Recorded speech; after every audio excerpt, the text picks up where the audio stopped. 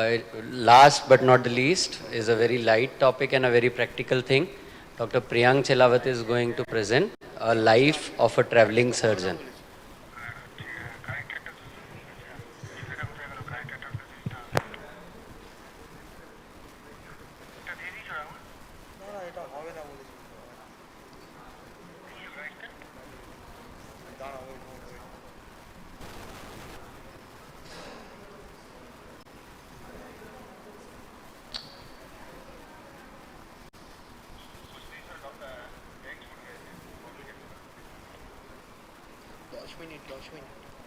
Good evening, everyone.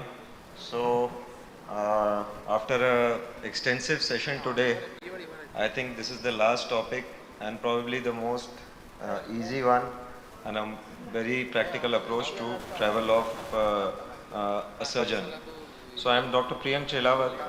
I belong to a district place of 2 lakh population, and I travel approximately 80 kilometers circumferentially from my district to do surgeries. And these express views are my own, recommendations are from my own little experience. So travel, why travel? A surgeon travels from home to hospital for surgeries, from hospital to hospital in a city, in a metro city, and he can travel to a different city altogether. So why do you travel for surgeries? Because no hospital likes to refer a patient and no patient likes to travel for surgery. If you can manage time from your schedule, you can travel to a different place and operate and then come back by managing your time and your patients. If there is a lot of competition in the practice at your place, or you have that adrenaline that yes, I want to go out and operate, or you do it for fame, yes, or a vision to empower hospitals in your area, you will travel for surgeries. A traveling surgeon is a win-win situation for all the aspects, for the hospital, for the patient, and for the surgeon. But is it really a win-win situation for the surgeon? I guess it's up to you what you decide or how it is in your practice, and it is very, very customized. Normally, when a traveling surgeon goes out, gets a call to operate to a peripheral peripheral hospital, the expectation is initially that the patient is going to be wheeled in and everything should be smooth. But then the reality is something else. You will see OTs in a very congested place, probably tiles up to the walls, and practical setups like these wherein the patient has not changed, the anesthetist doesn't change, and I don't know when it has been sterilized completely or what the OT culture swab is. And that is the reality of peripheral hospitals today. So when you travel for surgeries, always and always expect difficulties. The anesthesiologist will seldom be on time. You will try to stay on time, but the anesthesiologist is never going to come on time. The carbon dioxide cylinder will not have the key, which we fondly call as pana. So in my practical experience, whenever I have started the first surgery in any hospital, I have had to wait for around 1 or 1.5 hours for this carbon dioxide pana. It was not available, or a carbon dioxide or the oxygen cylinder was not available.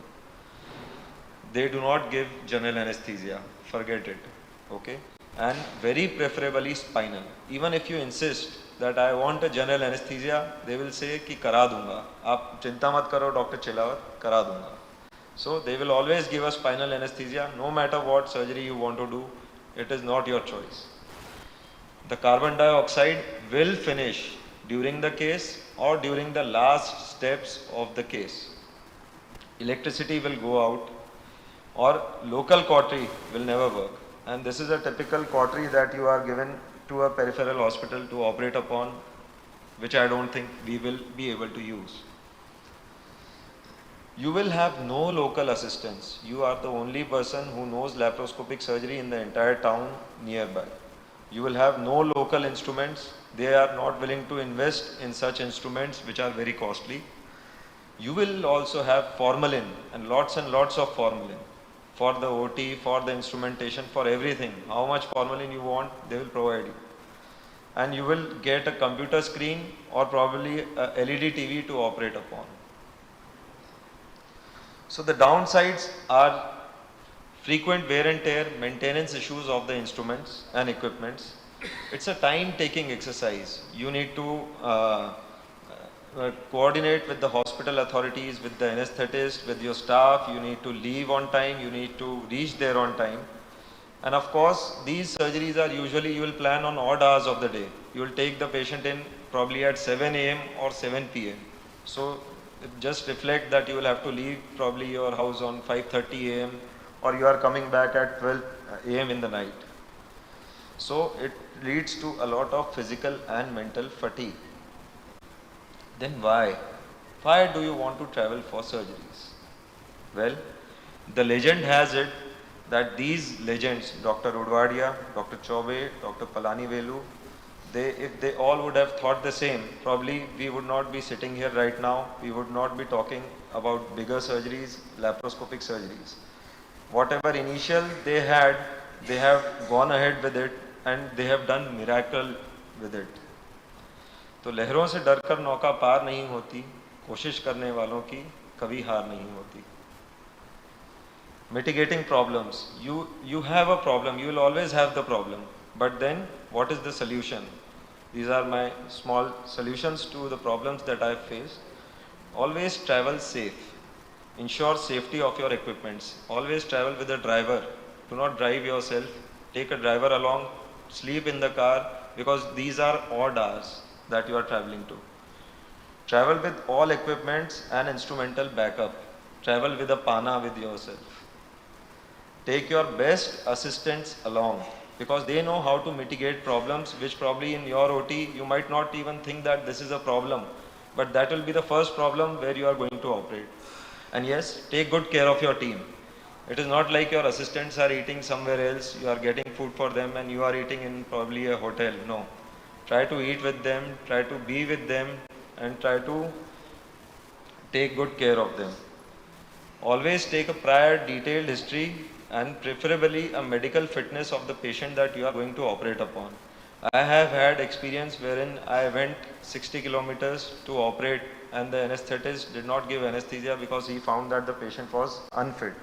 So we had to cancel the case. I had traveled back and it cost me from my pocket.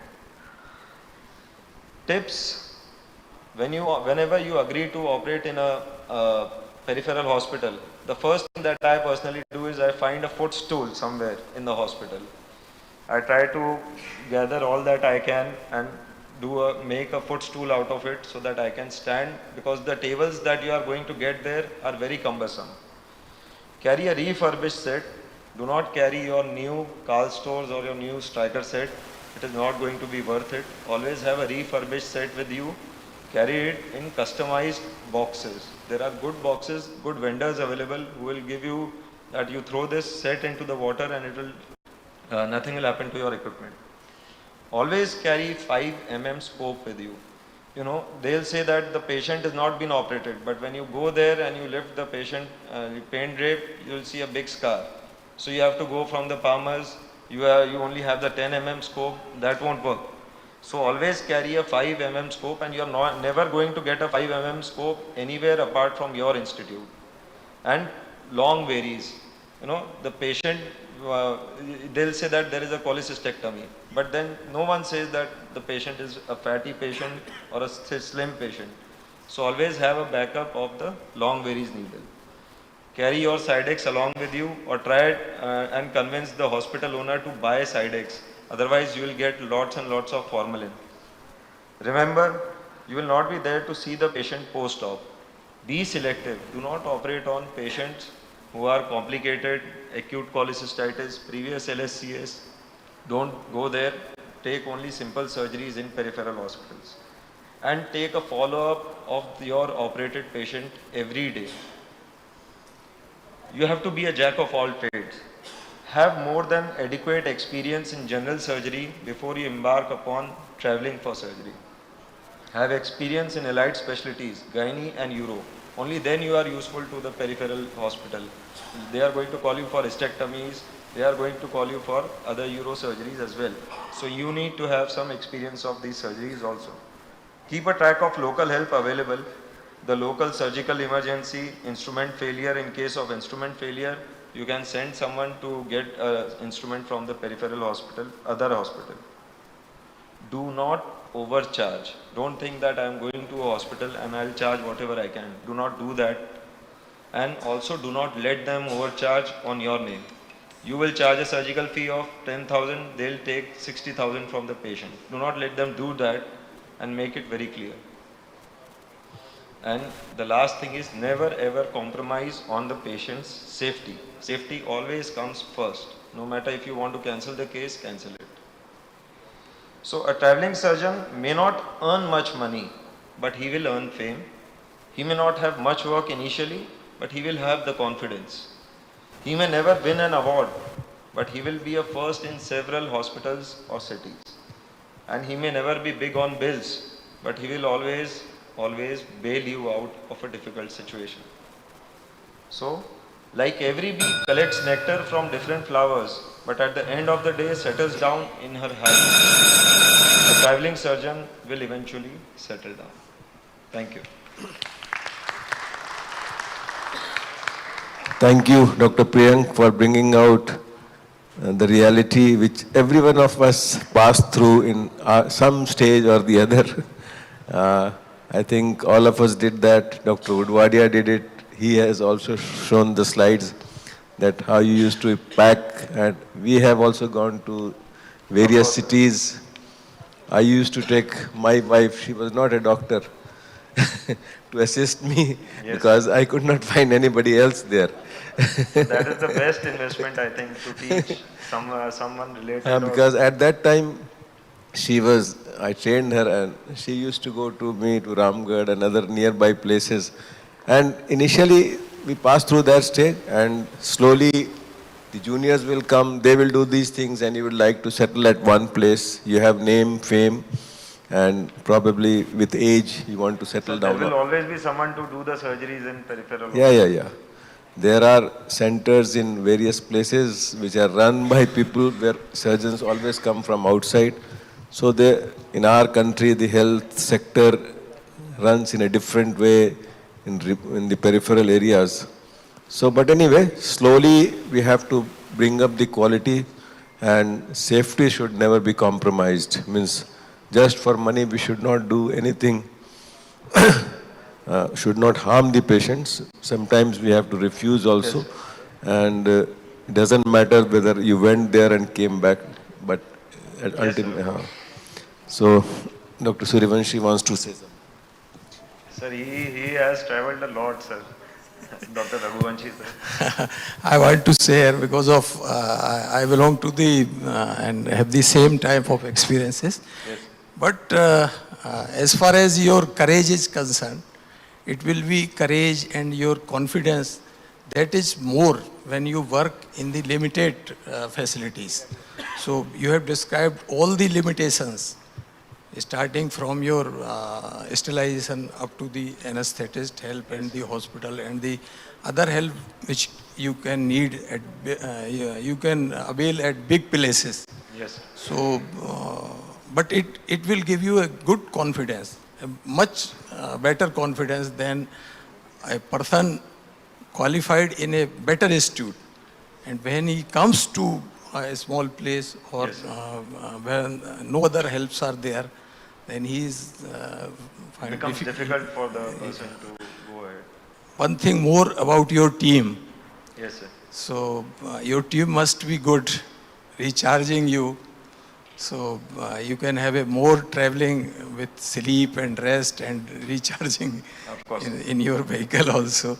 Everything you are facing and you're contributing your this thing confidence. So traveling is not bad, and you will learn to master other subjects, other operations like also related to your laparoscopy, regarding anesthesia also, sterilization also, light failure also, electricity failure also. So we have also experienced a lot regarding this. So congratulations for doing such type of difficult work in limited facilities. all the best. Thank you. Thank you, sir. Priyank, how do you prevent these other hospitals from overcharging from your patient? So you actually cannot prevent, but then you make it clear when you meet them first. I mean, I tell them that, see, my consultation fees is 300, you don't charge 500. You charge 50 rupees or maybe 100 rupees extra if you want to keep that, that is fine with me. If I charge for my single endoscopy, I charge 2500, I'll tell them front itself that. It has to be a percentage of your. Yes, sir. Yes, sir. Based So on your- it happens that every time you cannot do that, but if you do not insist that, they are always going to, abuse you. They are Yeah, always that is going what. to, yeah. And it has also happened to me that I have seen a patient, the patient has gone to Ratlam. I have received a call from Ratlam ki this patient has come, will you operate? I have gone there, operated and come back. So, I mean, sometimes you have to act as a ghost surgeon, that is called. But then, sometimes it is not in your hands. Whatever they have charged, they have given the patient to you. So it's up to you. Either you keep your raised charge. So what I do is, I charge a separate surgical fee and an instrument fee. Because it has happened to me that I have charged 15,000 for a surgery and I have broken an instrument of 20,000 rupees. Yeah, that is something. It which happens very often, sir. So as I said that it is not about the money, but then it is about the confidence or the fame probably that you are trying to build up in the nearby areas. And probably the best thing to do is it is only based on your trial and error. You get to understand what kind of individual is leading that hospital. If Yes, that sir. individual has a poor moral this thing, then probably it's better to avoid such Sir, individuals. it comes out, it eventually Yeah. comes out that